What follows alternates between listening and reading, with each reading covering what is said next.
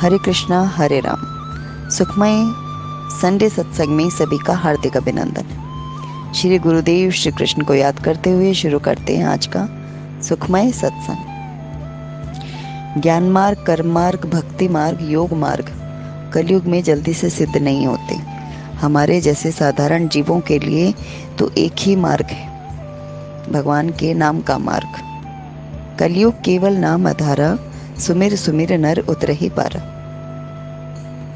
कली काल भगवान के नाम से डरता है। शास्त्रों में वर्णन आता है कि भगवान से भी बड़ा भगवान का नाम है। कितने ही काम ऐसे हैं जो भगवान नहीं कर सकते, परंतु उनका नाम कर देते हैं। और सबसे बड़ी हमारी कमी या हमारे भीतर जो प्रॉब्लम है वो यही है कि हम नाम ही नहीं लेते। नाम लेने से हम सकुचाते हैं, हम समय का अभाव मानते हैं।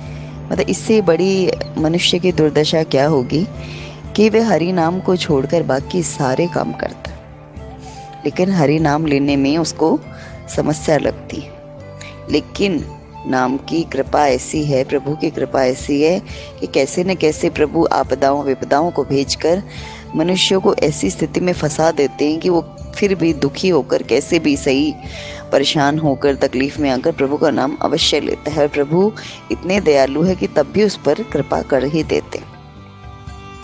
रामायण में वर्णन आता है कि पत्थर के ऊपर राम का नाम लिखने से पत्थर डूबते नहीं है, तैरने लग जाते। प्रभु राम खड़े खड़े देखते हैं कि सभी वानर मेरा नाम पत्थर पर लिख रहे हैं और उन्हें समुद्र में छोड़ रहे हैं, सारे पत्थर तैरते जा रहे हैं। प्रभु ने विचार किया कि मेरे नाम से पत्थर तैर रहा है तो मेरे हाथ से फेंका हुआ पत्थर क्यों नहीं तैरेगा। एक बार मैं भी प्रयोग करता हूँ, मेरे हाथ से फेंका हुआ पत्थर तैरता है कि नहीं तैरता, ऐसा चेक करके फिर मैं इन वानरों को बोल दूंगा कि ज़्यादा परिश्रम मत करो नाम लिखने का, मैं स्पर्श कर दूंगा, पत्थर तैरने लग जाएंगे। राम जी को शंका तो हुई कि मेरे हाथ से फेंका हुआ पत्थर कदाचित डूब जाए तो। राम जी ने विचार किया, अकेला मैं दूर समुद्र किनारे जाकर एक बार प्रयोग करके देखता हूँ, मेरे हाथ से फेंका हुआ पत्थर डूबता है कि तैरता है। श्री राम अकेले दूर समुद्र किनारे गए, आगे पीछे कोई नहीं। प्रभु ने निश्चय करके पत्थर उठाया। श्री हनुमान जी महाराज का नियम था, कोई भी काम करते तब हनुमान जी महाराज की दृष्टि राम चरणों में रहती। कभी हनुमान जी की हार हुई ही नहीं। हनुमान जी महाराज जहाँ गए वहाँ उनकी जीत ही जीत होती थी। इसका यही कारण है कि प्रभु श्री राम के चरणों में हनुमान जी अपनी दृष्टि रखते। हम भी ऐसी आदत डालें, जिस भी देवता की हम पूजा करें उस देवता की आंखों, उस देव में आंखों को स्थिर करो। वैष्णव वह है जो अपने इष्ट देव को अपनी नजरों में रखे। और वैसे भी जो प्रभु का भक्त है, प्रेमी है, वह हमेशा प्रभु को अपनी नजरों में, अपने दिल में बिठाना चाहता है। प्रेमी तो हमेशा अपने प्रेमी को अपने हृदय में छुपा कर रखता है। भगवान को हम सिंहासन पर विराजमान करते हैं, मंदिर में विराजमान करते हैं, हम अपने घर के मंदिर में, पूजा स्थल में पूजा करते हैं। ये सारी सिर्फ औपचारिकताएं हैं, यानी हमारा कर्म कांड है कि कैसे भी हम भगवान में जुड़ें। लेकिन वास्तव में सत्संग हमें बोलता है, हमें सिखाता है कि प्रभु को अपनी नज़रों में बसा लो, ताकि दर्शन करने का कोई स्पेशल एफर्ट ना करना पड़े। जैसे गोपियों ने करा कि प्रभु को अपने दिल में बिसा लिया, अपने नज़रों में, अपनी वाणी में, अपने कानों में, रोम रोम में, हर एक इंद्री में प्रभु को बसा लिया। तो उनके लिए भी अलग से एफर्ट करती थी प्रभु को दिल से निकालने के लिए, कि उनका ध्यान, उनका नाम उनके जुबान पर ना आए, उनका ध्यान उनके मस्तिष्क में ना आए। तो ऐसी जो विरह अवस्था है वो अद्वितीय है, वो कहीं भी देखने सुनने को नहीं मिलती। ये एक प्रेमी की अवस्था है जो अगाध प्रेम में हो। वैसे ही हनुमान जी श्री राम जी के प्रति इतने शरणागत थे या सेवानिष्ठ थे या उनसे इतना प्रेम करते थे हनुमान जी महाराज कि हनुमान जी सिर्फ प्रभु के चरणों में अपनी दृष्टि को रखते थे। और जो सिर्फ भगवान में अपनी दृष्टि रखते हैं उनको ही प्रभु से शक्ति मिलती। जीव में किस बात की शक्ति होगी? जीव में कोई शक्ति नहीं होती, जीव कुछ भी नहीं कर सकता अगर भगवान की पावर ना हो तो। हमारे प्राण तत्व में हमारे परमात्मा विराजते, लेकिन हमें हमारे प्रभु पर, हमारे इष्ट पर, अपने गुरु पर विश्वास हो तो हमारी कभी हार नहीं होती। हार उसी की होती है जो प्रभु को भूल जाता है। जब जब विपदाएं आती हैं, विपदाएं हमारे मनोबल को तोड़ देती है, हम टूट जाते, हम बेसहारा असहाय अनुभव करते, तो हम मनुष्य की ओर भागते। अब जो खुद हारा हुआ है वो दूसरे हारे हुए की क्या मदद करेगा? एक दरिद्र इंसान दूसरे जीव की दरिद्रता का नाश कैसे करेगा? अब उसकी दरिद्रता तो तब दूर हो जब वो किसी अमीर के पास जाए। और इस जगत में अमीर है, कोई नेक है या कोई शक्तिवान है, तो वो सिर्फ परमात्मा है। लेकिन हम परमात्मा को छोड़कर सब जगह विश्वास करते हैं, परंतु परमात्मा पे संपूर्ण विश्वास हम नहीं कर पाते। और इसका कारण है हमारा भीतर का अभिमान।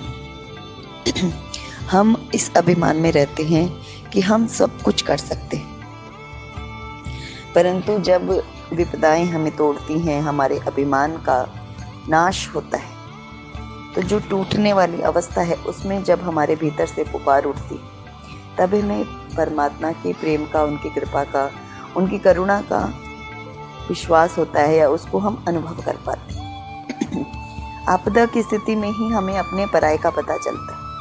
जब संसारी हमसे आंख फेर लेते, हमसे पल्ला झाड़ लेते, क्योंकि जब सुख के तो सब साथी, बुरे दिन का साथी कोई नहीं।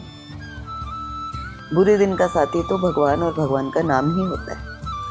और जब उस बुरे दिन को निकालने के लिए जब हम परमात्मा के ऊपर आश्रित हो जाते हैं, तब परमात्मा कृपा करके हमें अपना भी लेते, क्योंकि वे तो दयावान हैं, दयालुता है उनके स्वभाव में। वे जो ही जीव उनके शरणागत होते हैं उसे अपना ही लेते। इसीलिए प्रभु ने जीव को, जंतु को, वानरों को, मनुष्यों को, सबको अपना बना लिया, क्योंकि वे दयालु हैं, सभी को समान नजर से देखते।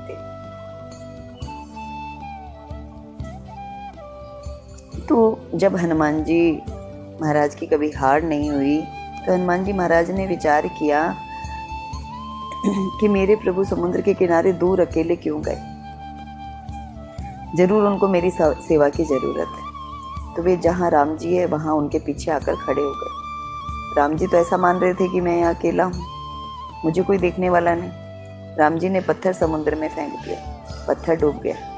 राम जी को आश्चर्य हुआ कि मेरे नाम से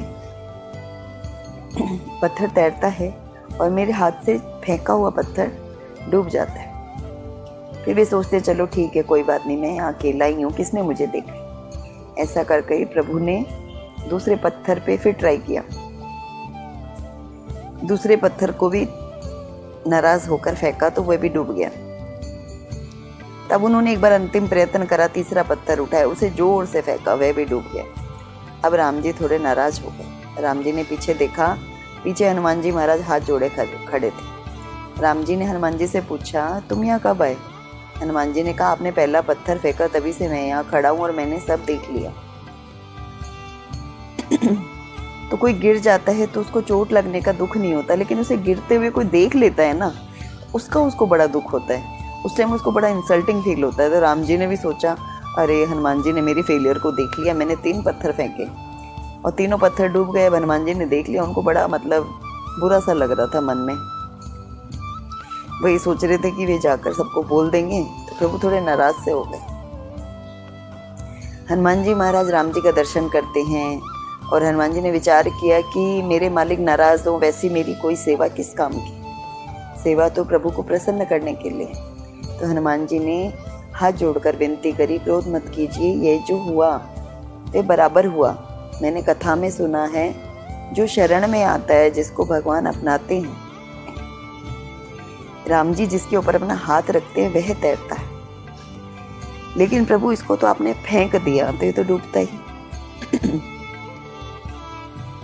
तो जो आपका है वह तो तैरेगा, वो डूबेगा नहीं। लेकिन जिसका आपने त्याग कर दिया वो तो पक्का ही डूबेगा। आप जिसको अपनाते हैं वह तैरता है। तो जब हनुमान जी ने राम जी को समझाया तो राम जी बड़े खुश हो गए। बोले, हनुमान जी तुम बड़े बुद्धिमान हैं, मैं जानता ही नहीं था, मैं तो ऐसे ही मानता था कि तुम बलवान हो, परंतु तुम तो बुद्धिमान भी। राम जी प्रसन्न हुए, हनुमान जी को पदवी दान की, जितेंद्रिय बुद्धिमता वरिष्ठम। मेरा हनुमान सभी बुद्धिमान पुरुषों में श्रेष्ठ है। हम सब लोग बुद्धिमता कनिष्ठम है। मानव की बुद्धि हल्की होती है। प्राय मनुष्य बुद्धि का प्रयोग पैसा कमाने के लिए करते हैं, सुख भोग के लिए करते हैं, परंतु हनुमान जी महाराज कहते हैं कि प्रभु, सत्य तो यह है कि आपके नाम में जो शक्ति है, वह शक्ति आपके हाथों में नहीं, राम से बड़ा राम का नाम। बहुत से ऐसे जीव हैं जो राम दर्शन, कृष्ण दर्शन करके भी उनकी बुद्धि नहीं सुधरती।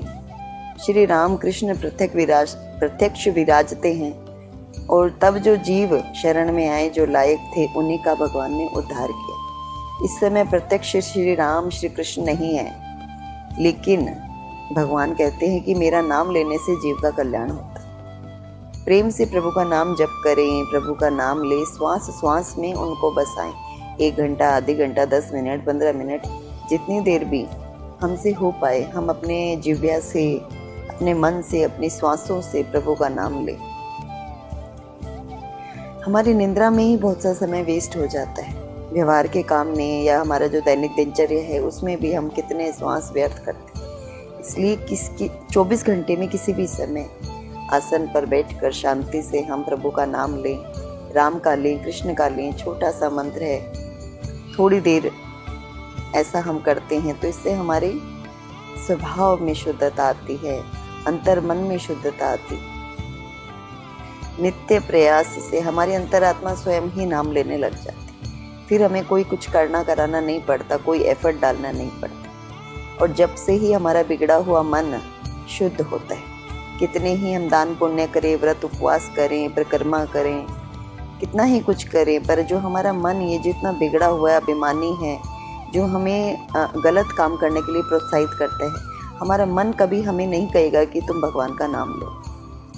ये हमें स्वयं करना होगा, हमारी अंतर चेतना से करना होगा। हमें सत्संग के शरणागत होना पड़ेगा, प्रभु के नाम के प्रति, प्रभु के रूप के प्रति, किसी भी चीज के प्रति अगर हम शरणागत हो जाएं, मन से हम मान लें कि हम सद्भाव से इससे जुड़े हैं, तो हमारे सतोगुण, हमारे भीतर की अंतर चेष्टा, हमारी आत्मा हमें आसन पर विराजित होने के लिए विवश करती है। हम आसन पे बैठे, थोड़ी देर हरि चिंतन करें, उनका लीला ध्यान करें, रूप चिंतन करें, नाम जप करें, मेडिटेशन करें, तो इससे हमारा मन की स्थिति सुधरेगी। मन नहीं सुधरे और उसके अलावा हम कितने भी कर्मकांड करें, कितने भी तीर्थों में जाएं, कितने भी व्रत उपवास करें, मन शुद्ध नहीं होने की स्थिति में सब कुछ कराया मिट्टी हो जाता है।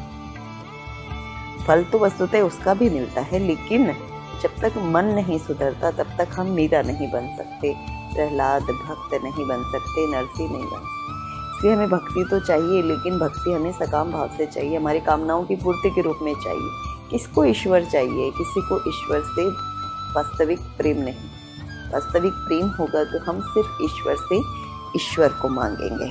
जय श्री